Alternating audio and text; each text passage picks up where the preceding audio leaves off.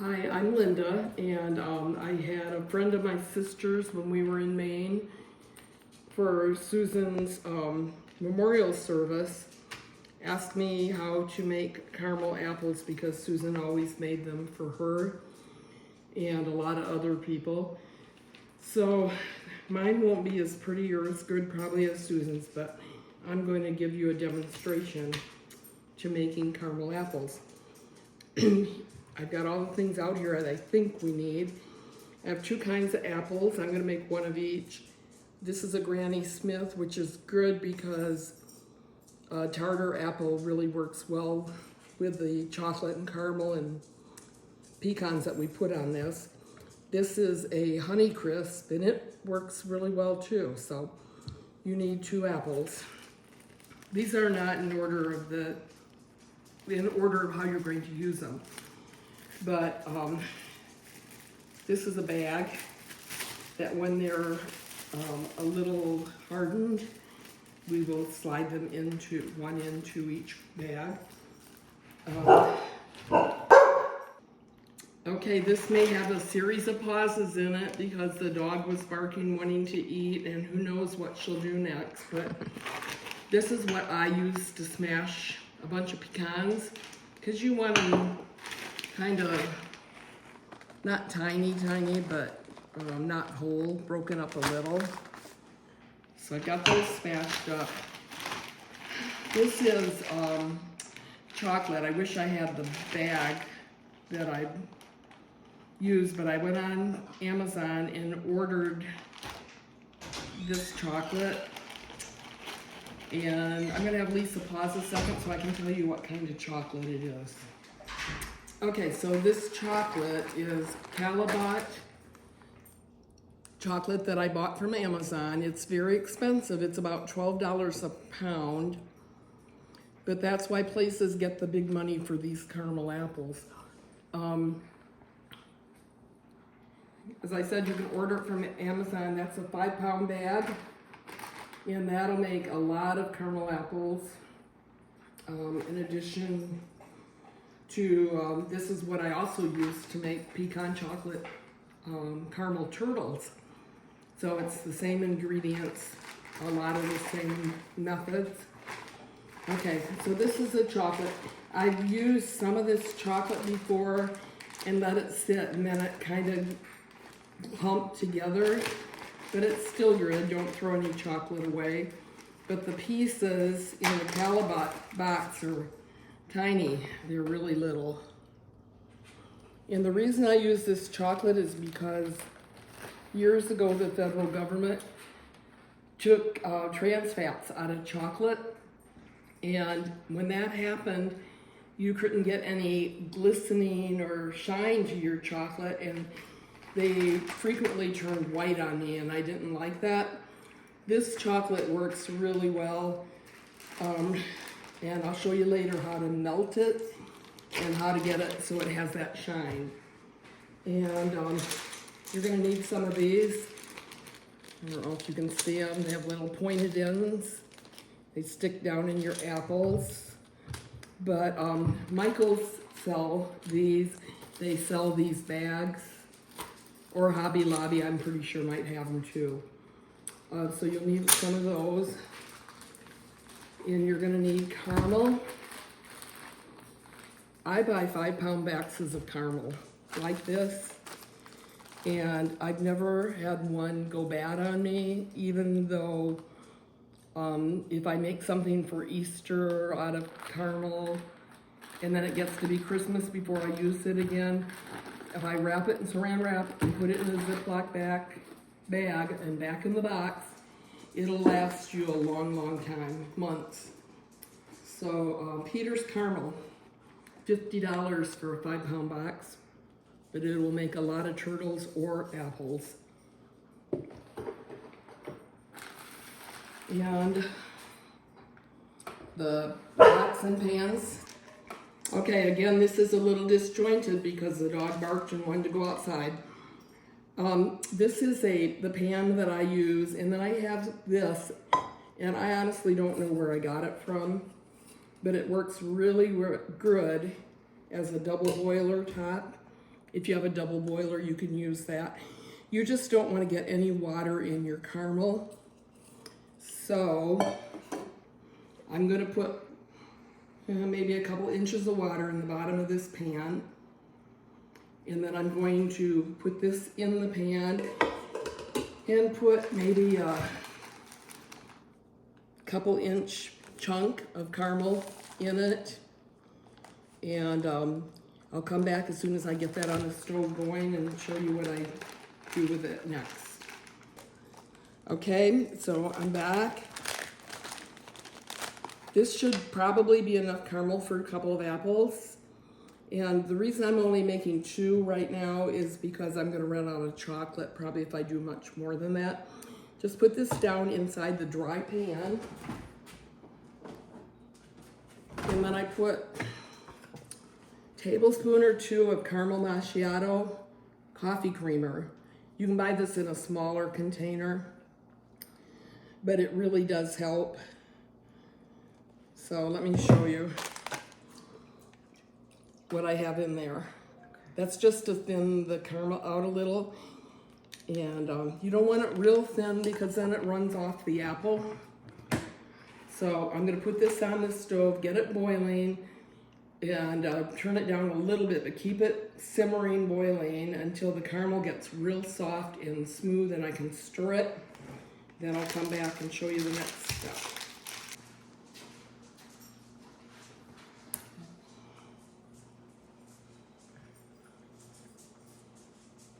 Ready? Mm-hmm.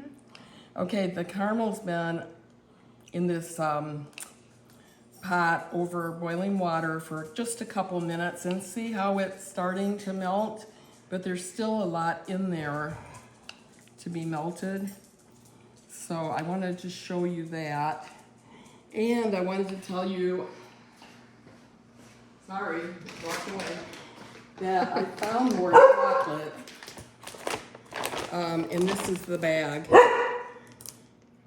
The other I had used for something and then I'm reusing it. So anyway, that's the bag of chocolate. It's a big bag. Okay. So this caramel is nicely melted, see? And it's a good consistency. If you get it too thin, it's gonna fall right off the apple. I don't think I said that you need to make sure your apples have been washed ahead of time and dried really good. You don't want wet apples. And you don't want water mixed in with your caramel or chocolate. So I'm going to let this get just a little bit cooler. I just took it off of that boiling water. And I've had good luck with this sometimes, I've had bad luck sometimes. And the bad luck happens when you put the caramel on one of these apples and it just rolls right off. So I'm gonna see what happens if I try and put it on right now, because this is how I'm going to kind of do it.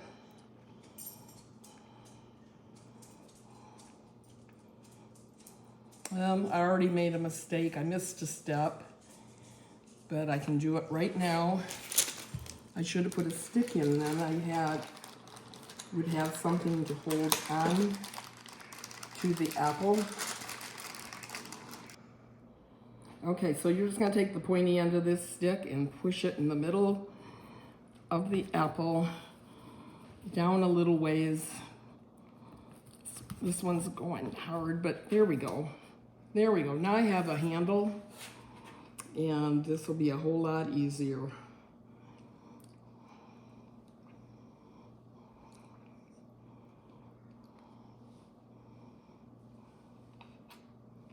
When these are all done, I put them in the refrigerator in the bag that I showed you. And once they've all set up, the chocolate's set up, they slice really nice. You could cut them into 8s or put them on a party tray, or I don't know, however you want to do that. So This looks really good for the caramel part. Doesn't have to be perfect because we're putting chocolate over it when it cools down just a little bit. So right now I'm going to put my chocolate in the microwave. And what I do is I set it the first time for 1 minute at power level 5, so half power, and then start.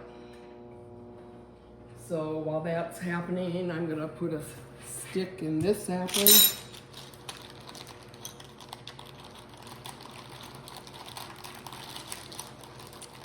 I can get one out. Okay, this is your Granny Smith.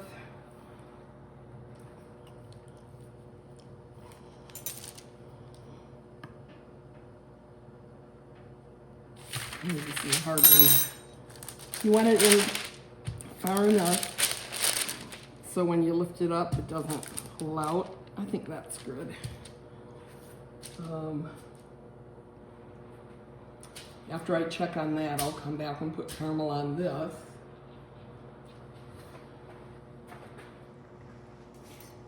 Okay, this is 1 minute at half power with the Calibut chocolate.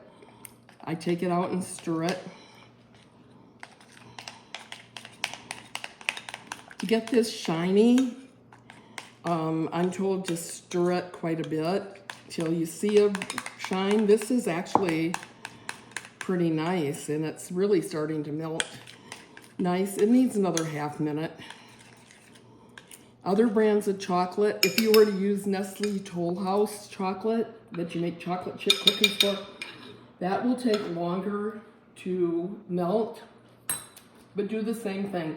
I'm putting it in for 30 seconds at half power now, and then this will be ready. Okay,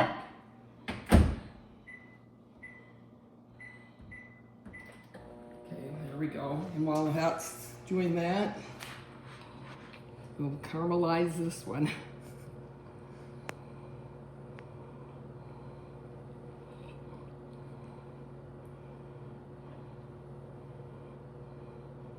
Yeah, everything I know about caramel and chocolate I learned from my sister Susan. She was a great cook.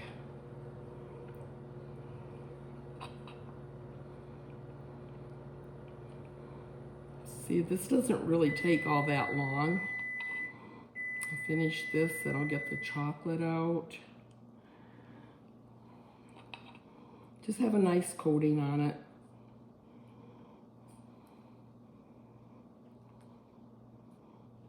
That looks good to me.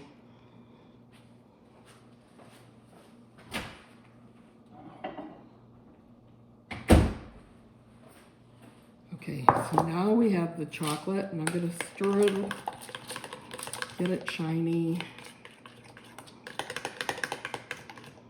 I'm going to move this a little out of the way.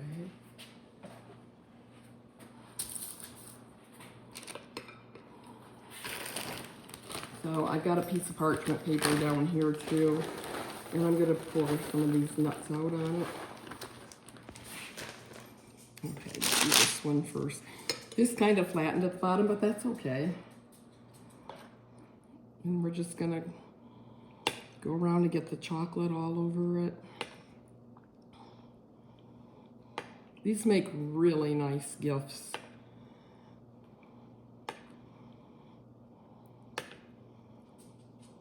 I'm guessing Susan gave a lot of them away.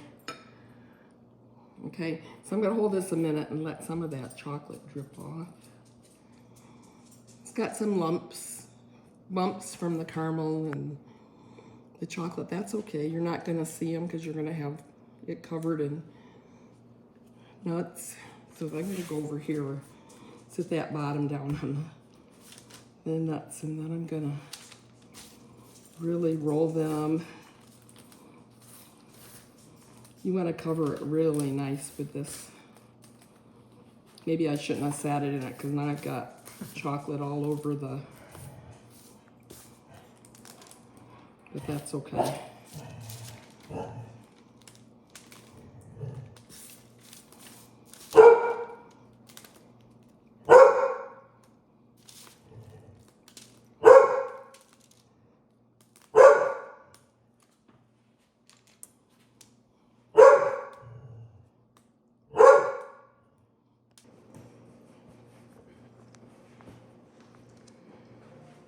Did you get it?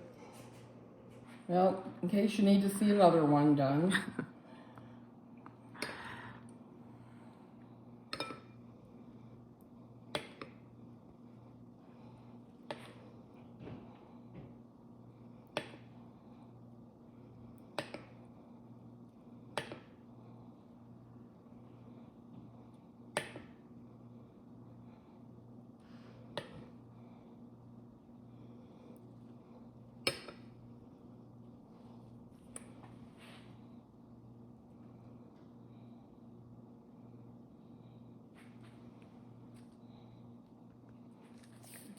That there. I'm going to try this a little bit different because I got chocolate in the nuts I was rolling it in, so I'm going to try just sprinkling them on. I think this one will be a little prettier.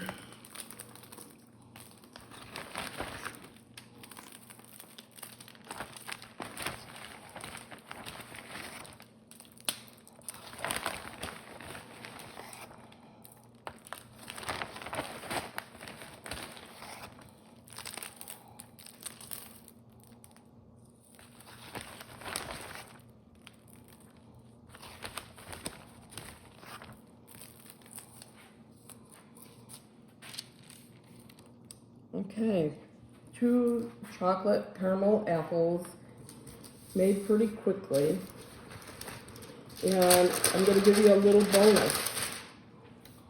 A second.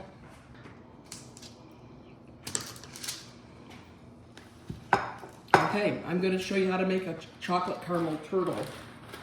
And I'll just make one, mainly because I have a bunch in my refrigerator. That I made for a craft show that was a benefit for some women in Africa that were trying to make a living without having to be supported by a husband. Okay, I just have a pile of pecans here. This is about as simple as it comes. I just put a little caramel on top of it, or just so all the pecans kind of like stick together like that. So if you make the caramel apples, you might as well make some turtles because exact same ingredients except for the apple. And then I'm gonna put it right in the middle and let it kind of drizzle down. Spoonful of chocolate over it. And there you have a caramel chocolate turtle. So basically this is it. When these turtles, when they're all set up, I'm gonna put them in the refrigerator. When the chocolate's all set up, it's gonna go, each of them in a bag like this. And then if I can find ribbon, I'll tie it. If not, I'll have to buy some ribbon tomorrow. But you know, just make sure it's all set up before you bag them up. And that's it. So hope you learned something, and thanks for watching.